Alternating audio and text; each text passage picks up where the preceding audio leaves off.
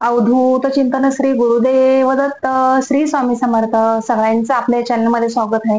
स्वामी महाराज तुमच्या सगळ्या चांगल्या इच्छा पूर्ण करून स्वामीच्या चरणी प्रार्थना करते आणि आपल्या आजच्या व्हिडिओला सुरुवात करते. तर बघा, आपण आजच्या व्हिडिओमध्ये बघणार आहोत की बघा, आता 6 तारखेला 6 मेला येत आहे आपल्या स्वामी महाराजांची पुण्यतिथी. त्यानिमित्त बघा, तुम्हाला सेवा करायची आहे, तीच मी तुम्हाला सेवा आज सांगणार आहे. तर बघा, स्वामी प्रकट दिन होतं. स्वामी प्रकट दिनाच्या दिवशी त्यावेळेस माझ्या बऱ्याच स्वामी भक्तांनी, माझ्या बऱ्याच साईदादांनी स्वामींची सेवा केलेली आहे. स्वामी चरित्रसारामृतची सेवा केली आहे. कोणी 21 दिवसांची, कोणी 11 दिवसांची, कोणी 5, कोणी 7 दिवसांची केलेली आहे. तसंच तुम्हाला आता यावेळेस सुद्धा आपली स्वामी महाराजांची पुण्यतिथी आहे, तर तुम्हाला सेवा करायची आहे. तर बघा, आपल्या केंद्रामध्ये आहे ना, सामूहिक गुरुचरित्र पारायण आता आहे. 30 एप्रिल ते 6 मे पर्यंत सामूहिक आपलं पारायण आहे गुरुचरित्राचं. तर त्याच्यात तुम्ही सहभागी व्हा, अवश्य तुम्हाला मी सांगते, तुम्ही सहभागी व्हा त्याच्यात. कारण कसं असतं ना, गुरुचरित्र पारायण हे असं टॉनिक आहे ना, एवढं मोठं टॉनिक आहे ना, आपल्या सगळ्या याच्यावर खूप प्रभावी औषध आहे हे आपल्यासाठी. आणि बघा कसं असतं ना, आपल्या केंद्रामध्ये आता सामूहिक पारायण आहे ना, 30 तारखेला 30 एप्रिलला सामूहिक पारायण आहे ना, 7 दिवस. तर हे 7 दिवसात बघा आहे ना, कसं असतं ना, आता हे गुरुचरित्राचं पारायण, सामूहिक पारायण आहे ना, याची संधी फक्त 6 महिन्यातून एकदा येत असते. त्यामुळे मी तुम्हाला सांगेल, ही संधी तुम्ही सोडू नका. कारण कसं, आपले स्वामीच आपल्या सोबत असतील तर काय हरकत नाही ना आपल्याला सेवा करायला, बरोबर आहे ना. कारण आपली जरी इच्छा जरी आपली असली तरी सेवा करून घेणारे सगळे आपले स्वामी महाराजच आहेत. म्हणून मी तुम्हाला सांगेल, जास्तीत जास्त आपल्या स्वामी महाराजांची सेवा करा. आपण ज्यावेळेस गुरुचरित्र पारायण आपण घरामध्ये करतो, त्यावेळेस आपल्याला एकच ऊर्जा आपल्या अवतीभोवती असते, आपल्याला एकच फळ भेटत असतं. आणि ज्यावेळेस आपण आहे ना, गुरुचरित्र पारायण आपण ज्यावेळेस केंद्रामध्ये करत असतो, गुरुचरित्र पारायण आपण केंद्रामध्ये ज्यावेळेस करतो ना, त्यावेळेस बघा, असंख्य सगळे जण असतात, सामूहिक पारायण असतं ते बघा. तर ते आहे ना, त्याचं फळ आहे ना, आपल्याला दुप्पट तिप्पट पटीने, म्हणजे 1000 पटच्या पण जास्त आपल्याला भेटत असतं. तर मी तुम्हाला आवर्जून सांगेल, तुम्ही आहे ना, स्वामींच्या केंद्रामध्ये अवश्य जावा आणि तिथं सामूहिक पारायण आहे, त्याच्यात तुम्ही सहभागी व्हा, असं तुम्हाला मी सांगेल. आणि बघा, जर नसेलच तुमच्या घरासमोर, घराजवळ तुमच्या केंद्र नसेल आपलं स्वामी महाराजांचं, तर तुम्ही आहे ना, घरात सुद्धा पारायण करू शकता. तर बघा, आता तुम्हाला सेवा काय करायची आहे. तर बघा, तुम्हाला आता सेवा काय करायची, तुम्ही स्वामी चरित्रसारामृत हा ग्रंथ तुम्हाला माहित असेल. जर नसेलच तुम्हाला माहित, तुम्ही नेटवर सर्च करा किंवा तुमच्या जवळपास आपल्या स्वामींच्या केंद्रामध्ये सुद्धा जिथं देवांची पुस्तकं वगैरे भेटतात बघा, तिथं सुद्धा हे ग्रंथ तुम्हाला भेटून जाईल, किंवा आपल्या स्वामी महाराजांच्या केंद्रामध्ये तुम्हाला भेटून जाईल हा ग्रंथ. तो स्वामी चरित्रसारामृत हा ग्रंथ तुम्ही, त्याचं पारायण तुम्हाला पारायण करायचं आहे. स्वामी चरित्रसारामृत या ग्रंथाचं तुम्हाला पारायण करायचं आहे. परत तुम्हाला नामस्मरण करायचं आहे.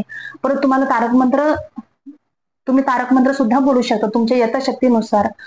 तुम्हाला जेवढी सेवा होईल ना तेवढी तुम्ही करायची आहे. कारण बघा, कसं असतं ना, आपल्या पुण्याचं बॅलन्स असणं खूप महत्वाचं असतं, खूप खूप आवश्यक असतं बघा. कारण कसं असतं ना, ज्यावेळेस आपल्यावर संकट येतं ना, त्यावेळेस बघा, खूप मोठं संकट येणार आहे आपल्यावर, तर त्याची आहे ना, खूप कमी प्रमाणात तीव्रता खूप कमी कमी होत असते. कारण कसं असतं ना बघा, ज्यावेळेस आपल्यावर संकट येतं मोठं, त्यावेळेस ते संकट मोठं नाही येत, आपण ही सेवा करत असतो ना, त्यामुळे आपल्यावर जे मोठं संकट येणार असतं ते थोडंच येतं आपल्या समोर, आपल्या जवळ ते थोडंसं आपल्यावर संकट येत असतं. त्यामुळे मी तुम्हाला सांगेल की तुम्ही आवर्जून आपल्या स्वामींची सेवा करा. कारण बघा, सेवा केलेली आहे ना, कधीही वाया जात नाही, त्याचं फळ आपल्याला भेटतच असतं. मी तुम्हाला खूप वेळा सांगते बघा, आपल्या स्वामी महाराजांची कोणतीही सेवा, अगर कोणत्याही देवाची तुम्ही सेवा करा, तर त्याचं फळ आपल्याला भेटत असतं. फक्त ते कधी आपल्याला फळ भेटतं, कधी भेटणार आहे, ते फक्त आपल्या स्वामी महाराजांना, आपल्या देवांना माहित असतं. कारण बघा, ज्यावेळेस ते कधी कशा पद्धतीने द्यायचं ना ते फळ त्यांना, त्यावेळेस ते आपल्याला बरोबर देत असतात. त्यामुळे आपण आहे ना, कधीही चुकायचं नसतं, आपण सेवा प्रामाणिकपणे करायची. फक्त मनात आपली श्रद्धा हवी तेवढी. तुम्ही श्रद्धा एकाग्रतेने तुम्ही जेवढी सेवा कराल, त्याचं तुम्हाला फळ नक्कीच भेटेल. कारण माझा हा स्वतःचा अनुभव आहे, म्हणून मी तुम्हाला सांगते. कारण बघा, कसं असताना ज्यावेळेस आपण संकटात असतो, त्यावेळेस आपल्याला खरी गरज असते आपल्या गुरूंची, आपल्या देवांची. त्यावेळेसच आपले स्वामी महाराज, आपले देव, कोणतेही गुरु आपली साथ देत असतात. त्यामुळे तुम्हाला आहे ना, जास्तीत जास्त आपल्या स्वामी महाराजांची सेवा करायची आहे. स्वामी महाराजांच्या पुण्यतिथी निमित्त तुम्हाला सेवा करायची आहे. आपल्या आहे ना, स्वामी महाराजांच्या केंद्रामध्ये आहे ना, तुम्ही तुमच्या घराजवळ केंद्र असेल ना, तर तुम्ही तिथं अवश्य बघा. आणि बघा, नसेलच तर तुम्ही घरात सुद्धा सेवा करू शकता. तर बघा, आपल्या स्वामींच्या केंद्रात आहे ना, सप्ताह काळात आहे ना, काय असतं माहितीये का, प्रहर सेवा असते. खूप छान छान सेवा केली जाते आपल्या स्वामी महाराजांच्या केंद्रामध्ये. परत आपलं गुरुचरित्राचं पारायण सुद्धा केलं जातं. परत स्वामी चरित्र असतं, दुर्गा सप्तशती असतं, बरेच अशी सेवा असते, त्याच्यात तुम्ही सहभाग घेऊ शकता. आणि तसंच प्रहर सेवा असते बघा. प्रहर सेवा म्हणजे काय, तर बघा, प्रहर सेवा ही 24 तास चालू असते, पूर्ण म्हणजे 7 दिवस खंड न पडता चालू असते. त्याच्यात सुद्धा तुम्ही प्रहर सेवेमध्ये सुद्धा तुम्ही सहभाग घेऊ शकता. तर बघा, तुमच्या जवळपास केंद्र असेल तर तुम्ही अवश्य तिथं विचारपूस करा. आणि जर नसेलच तर काय हरकत नाही, तुम्ही सगळी सेवा आपल्या घरामध्ये सुद्धा करू शकता. तर आता बघा, तुम्हाला समजलं असेल. आणि बघा, महत्वाची गोष्ट म्हणजे तुम्हाला आता समजलं असेल की 30 एप्रिल ते 6 मे पर्यंत तुम्हाला काय सेवा करायची. तर तुम्हाला स्वामी चरित्र सारामृत या ग्रंथाचं पारायण करायचं आहे, तारक मंत्राची सेवा करायची आहे, नामस्मरण तुम्ही करू शकता, दत्तभावनी तुम्ही बोलू शकता. परत आपलं गुरुचरित्र पारायण सुद्धा आपल्याला चालू करायचं आहे. त्याचं पारायण सुद्धा आपल्याला करायचं आहे 7 दिवस. तर अजून याच्यावर थोडीशी माहिती तुम्हाला मी देणार आहे. ते व्हिडिओ लवकरच येतील तुमच्यापर्यंत. तर तुम्ही आपल्या चॅनलला सबस्क्राईब केलं नसेल तर आपल्या चॅनलला सबस्क्राईब करा, लाईक करा. आपण आहे ना काय करतो, विशेष दिन आहे बघा. आता समजा स्वामी महाराजांचा प्रकट दिन आहे किंवा गुरुवार आहे, तर आपण विशेष सेवा करतो, बरोबर.